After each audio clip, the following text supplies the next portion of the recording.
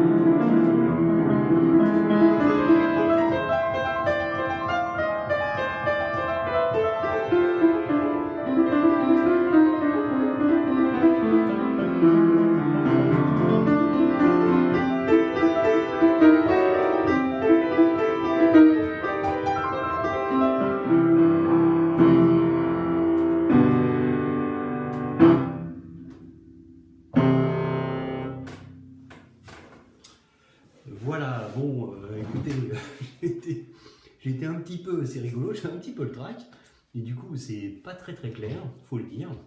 Bon, je vous mettrai une version par un pianiste que j'aime beaucoup, et puis on va expliquer un petit peu un petit peu la pièce. Alors, cette pièce s'intitule Docteur Gradus ad Parnassum. Et ça a été composé par un compositeur français qui s'appelle Claude Debussy.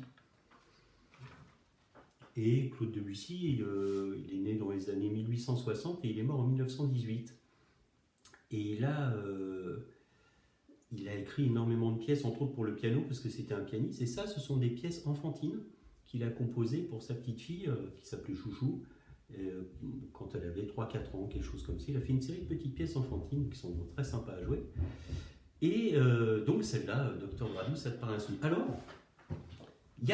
si vous allez sur Internet, vous trouverez une explication de cette pièce.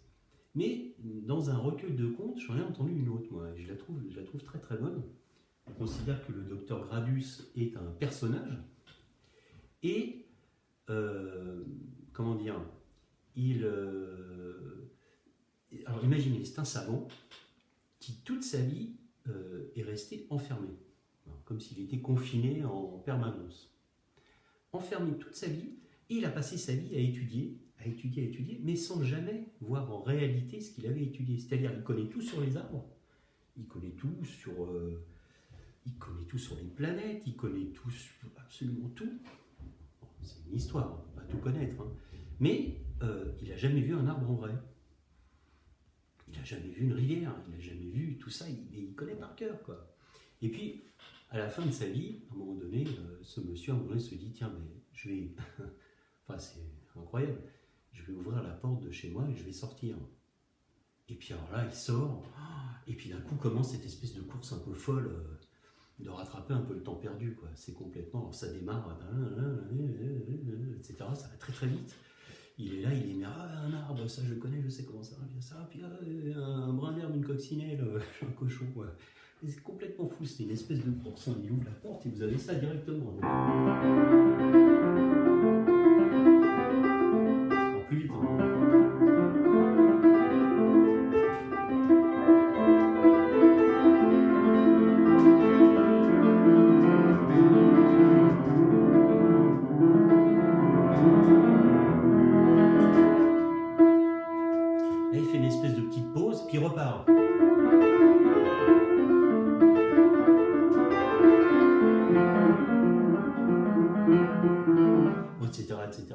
Et puis à un moment donné, au milieu du morceau, vous avez une espèce de petite pause où là il se dit, bon ça c'est moi qui l'interprète comme ça, hein. Ah mais qu'est-ce que j'ai fait toutes ces années finalement, je suis pas sorti voir en réel, c'est complètement fou, hein. Alors que qu'est-ce que c'est beau tout ça. Alors c'était très bien dans les livres, mais qu'est-ce que c'est fou quoi, tout est là quoi. Donc il y a ça, ce petit moment au milieu.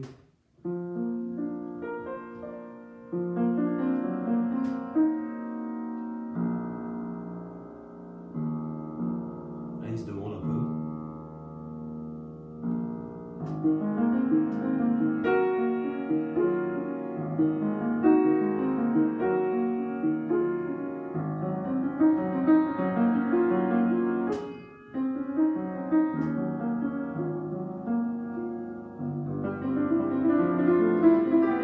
Sa partie, on prend sa course complètement folle, quoi. C'est incroyable ce truc-là.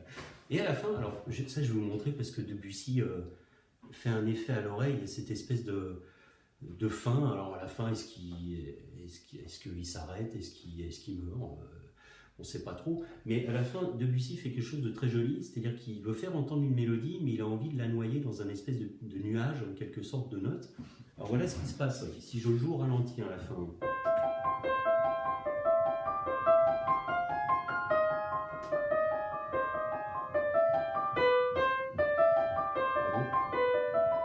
Je recommence.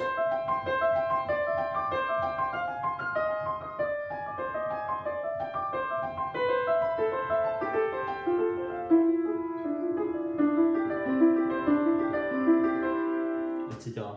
Et l'idée de Debussy, c'est que, en fait, il joue 4 notes, mais il accentue la première parce qu'il veut qu'on entende cette note et que ce soit la mélodie. En fait, on doit entendre ça. J'exagère.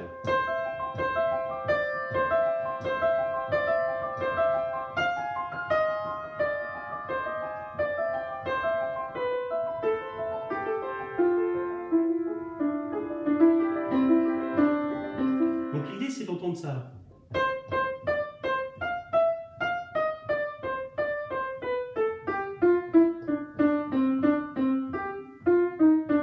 Et alors à la vitesse, donc... puis quand on accélère, ça devient...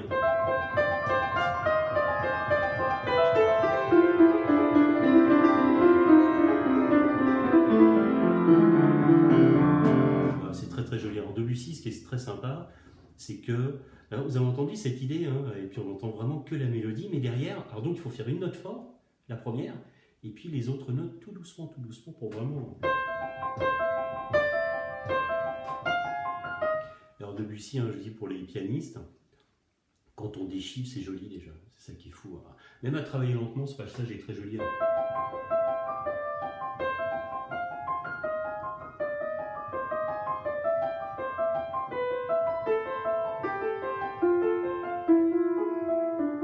C'est parti.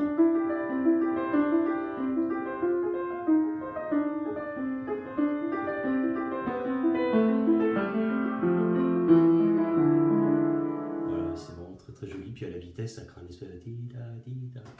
Voilà donc le savant qui est resté toute sa vie chez lui, puis d'un coup il sort, le docteur Bradus, et il court, il est aspiré par cette immensité, quoi. Parce qu'il reconnaît toutes les choses, mais ça y est, il les voit en vrai, et puis bah, c'est bien de profiter tout simplement de ce qu'on voit, quoi, sans forcément tout analyser, comme il a pu faire lui pendant des années. Donc voilà, c'était Claude Debussy. Alors Claude Debussy, je vous montre juste un petit peu, ça ce sont des préludes. Donc voilà, il a composé plein de choses. Hein. Et alors ce qui est marrant, c'est que, par exemple,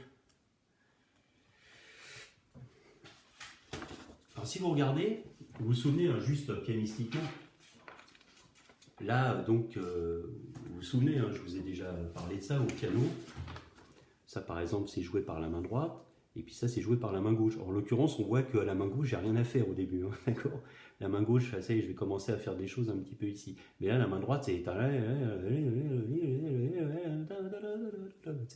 La main gauche fait, là, juste un accord au démarrage, 2 notes, et puis c'est parti.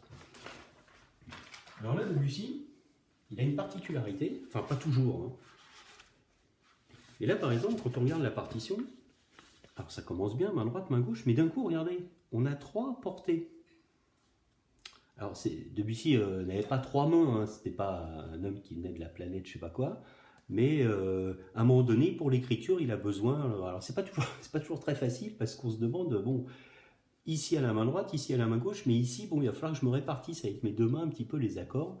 Mais cette écriture est voulue, hein, c'est pas du tout un caprice, c'est parce que son organisation, et on arrive à bien voir les voix différentes. Bon, j'arrête là pour le côté pianistique. Mais il y a un autre truc qui est assez singulier avec Debussy, c'est la chose suivante. Alors, donc, ici on n'a pas de titre. Je continue. Voilà le morceau, ça s'appelle. Voilà. Je me disais bien que ça se finissait quelque part. Et le titre arrive tout à la fin. Et là, le titre, c'est Bruyère.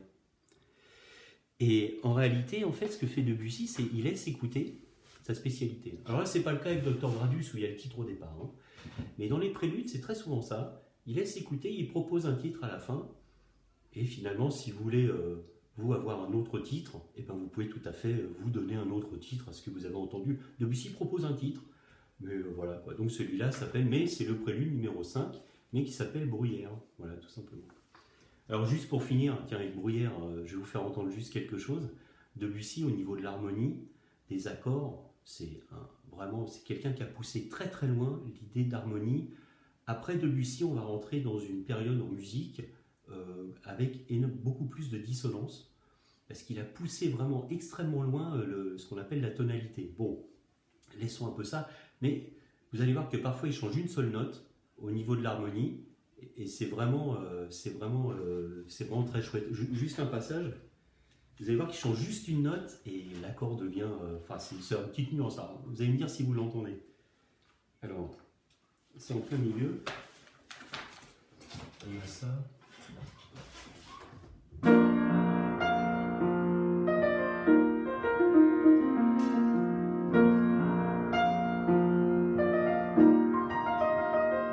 Voilà. Au début, il fait ça. Et la deuxième fois, il change, et au lieu de jouer ça, donc l'accord c'est. Il va juste changer cette note-là par celle-là. Et au lieu de donner ça, ça va donner ça. Alors l'accord sonne un peu bizarrement, mais avec la mélodie, ça marche bien. Alors premier coup, donc. Et deuxième coup. Donc je vous fais les deux. Le premier.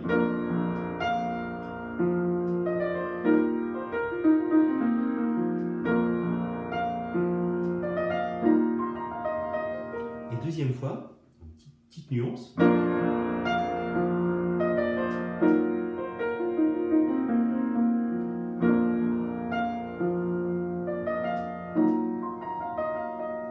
Etc. Voilà, alors, juste ça. Hein.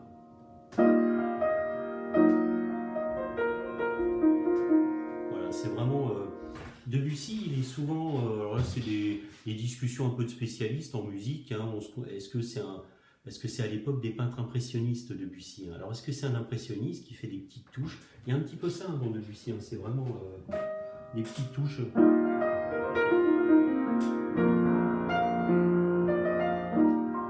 Les ambiances, un peu des couleurs. Hein. Bon, il y en a d'autres qui disent que c'est plutôt des symboles qui représentent. Alors là, il y a une grosse discussion entre musicologues spécialistes. Enfin, dans tous les cas, à l'oreille et à écouter, bon, voilà, Debussy et ensuite Maurice Ravel, dont on a déjà parlé.